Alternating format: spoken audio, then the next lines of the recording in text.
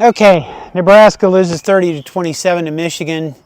You probably thought, well, this Jaw's going to be by the bathroom. No, I'm by the tree. This isn't the regular tree. The other tree's down there. There's a family next to it, and I didn't want to be angry about them. And honestly, I'm not torn up about this. Is it disappointing? Another 1 point loss? Yes, but I'm not going into the bathroom, and I'm not going to go into this. The bottom's falling out of the world. Is it disappointing as hell? Yes, it is.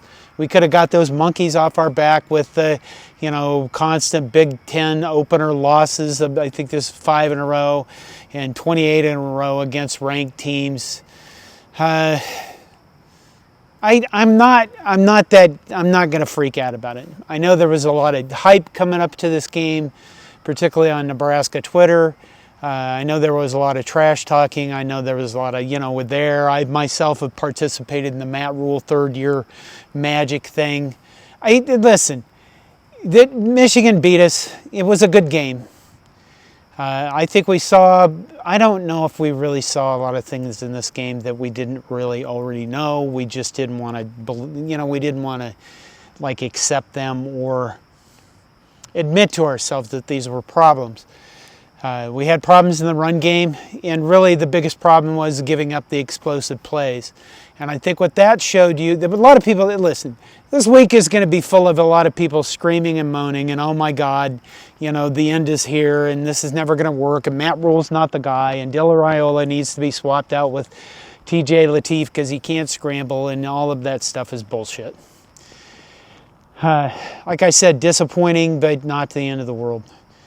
Why isn't it the end of the world? We'll get to that. Missed tackles are probably going to be brought up a lot, but what the deal with that is? The deal with that is Michigan, if you go back and look at the missed tackles, you're probably going to find that most of those were against their running backs.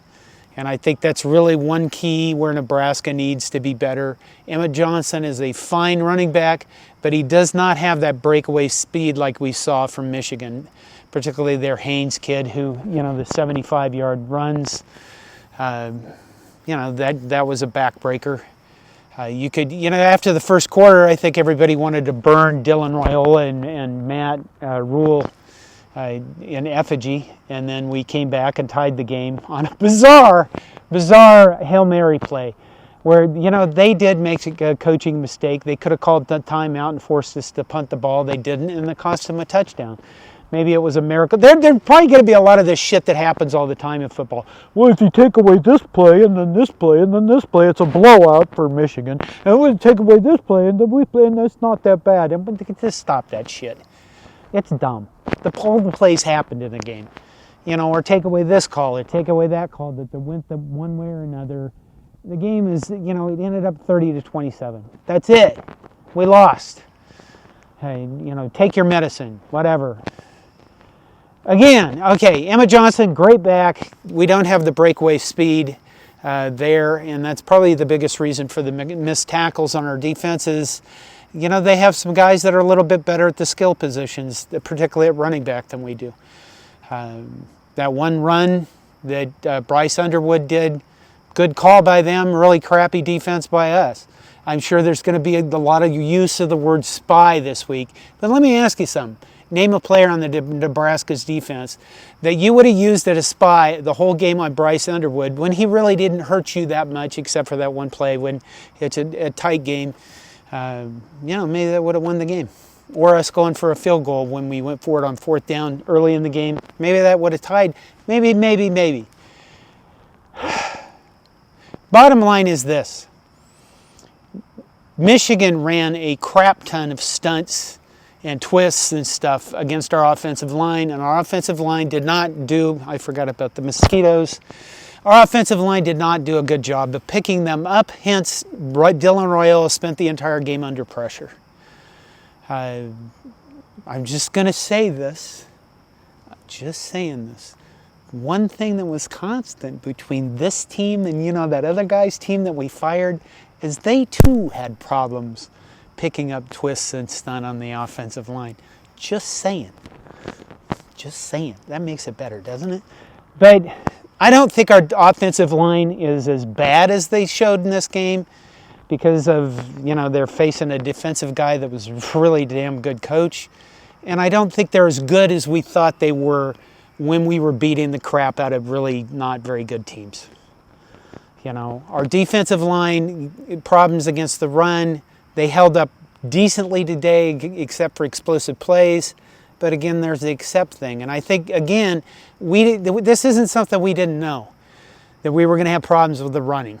And, that 15-play drive in the fourth quarter, that was the big difference in the game, is Michigan's ability to, whether by calls or by just, us missing tackles, 15 plays, 8 minutes and 27 seconds, that was the difference in the game. Them being able to control that clock in the fourth quarter, control that drive, go down the field and get the game-winning field goal, really.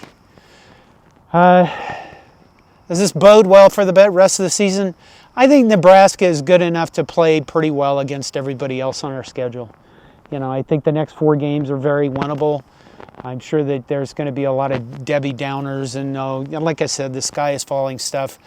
I only looked at one statistic before I left the house to come to the trees. And that was rush yards per carry. And we averaged 1.8 yards per rush. And, that's not going to win you games. This is terrible. And you saw us have problems, pushing Michigan's defensive line off the ball. There's probably going to be a lot said about, like, in short yardage, we go to an empty backfield.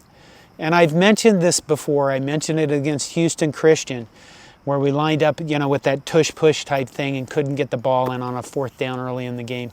And, of course, we beat the shit out of them, so nobody cared. Stop with this, we have to run the ball on short yardage thing. We don't. We don't have to line up under center. Those days are gone. If we had a better offensive line and better running backs, then you could do that. You could run a speed option. You could have put Harburg into a wildcat play maybe and had him be back from the ball but not under center and be able to, get first downs. Going 5 wide on short yardage is fine. And I think I said this earlier in my game preview that, I posted this morning. I should post early in the week, and I'll try to do that from now on. Our offensive line is not going to be good enough to just stand up and push people out of the way. So when you're doing that, you have to do things to give them advantages, like misdirection, like screenplays, like going 5 wide and doing short passing. Those things are fine. You have a quarterback. I hope that the one thing that we got out of this game is anybody who doesn't think Dylan Raiola is a really, really good quarterback doesn't know what they're talking about. The guy played very well. He was under pressure a lot. Could he have made this differently or that differently? Yeah, but that's a game of 80 plays or whatever the fuck it was. They're going to make plays. You're going to make some plays. They made like one more than we did. The 75-yard run, let's say, or the field goal that we missed. They made theirs, we didn't. And that's unfortunate that we keep doing that, but it's not like it's the end of the world. I guess I don't feel that way. In terms of the offense, let me just say this. We have not the offense that we want. We have the offense that we have. Somebody years ago said, you don't go to war with the Army or the armed forces you want, you go with what you have. And that's kind of the same thing playing with this team. A great offensive coordinator is going to figure out how to score points despite having those limitations on the offensive line, for example, or the running back that can't break away. And I think we have a great offensive coordinator in Dana Holgorsen. I'm not going to say he called the best game ever because that would be perfect and nobody does that. But I think he used what he had to get the maximum out of what we have for players. Do we have a ways to go?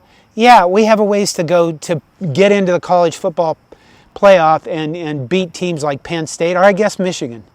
This was a perfect opportunity. They were missing their head coach. I don't think that made a damn bit of difference. They're in a rebuilding year with a freshman quarterback. They still have a good core, and they're still going to be a good team. They're ranked, for God's sakes, and we're not. And I talked last time about building respectability. We're obviously not going to be ranked. We have Michigan State up next. I think they're very physical. I think they're going to be not a pushover. We're not Wisconsin. I don't know if you watched them today. They were supposed to beat Maryland, favored by 9.5 points, and they got shellacked, and they are terrible. And, you know, I like Luke Fickell as a coach. I'm glad he's not mine. But, you know, we're not them. Well, we're not even the Nebraska of old either, but who is? I don't know what else to say about this game except, you know, just if social media gets to be too much of the, you know, naysaying, negative shit, just get the fuck off Twitter. You know, I banned a person on our game thread today because he was being an ass. You know, the constant negativity, the constant just trolling away. And he'd been around for 2 or 3 years as a person. And it really pissed me off because we have a new web system. We have a new website, and I had to spend my time, instead of watching the game, trying to figure out how to ban this fucking guy off our website. So don't be that guy. Don't go on social media and be that person either, because it's not really productive. Okay, that's enough game stuff. If you made it this far, I want to say this. This next week is Team Jack's Radiothon. We are sponsoring. We are a sponsor for the Radiothon. And this is something I want to do every year from now on. A lot of you know that I live with a brain injury. And it's a hard life. I have constant pain. I have fatigue I have to fight all the time. It sucks. I can't imagine being a child and having brain cancer. I lost a classmate from high school the last few weeks because of brain cancer, and I don't know what she went through the last few years of her life, but I can tell you it had to be hell. As a parent who's raised 3 kids, well, my wife did a good job of raising them. I made them evil. I showed them bad examples. That's what I did. But I can't imagine being a parent having to deal with a kid that has cancer. So what's supposed to happen is we're supposed to get an hour where we're sponsoring the Radiothon. You're supposed to give money during that hour. I don't really care about that, but what I'd like you to do is if you made it this far through this video, please find some place to give them $20 or something. Or more, obviously. I think if you give them more than $20, you get entered into some drawing for some things. We'll have more on our website. But please consider contributing to Jack Foundation. That's all I got for now. You know, I'm not going to say there's no hope, go big red, that stuff, because, you know, I still think we have a good team. I still think we're going to have a good season. Is it going to be 10-2? Yeah, probably not. 9-3, still in the cards. Let's just see what happens the rest of the way. I love you all, and I appreciate you watching the videos and supporting us at Corn Nation, and I hope you, like I said, support Team Jack. You know, this tree, look at this thing. It's all gnarled and twisted, kind of like me, but its scars are on the inside. Mine aren't. Mine are all on the inside. It's Nebraska football and life. Okay, that's enough. Bye. And this damn clicker.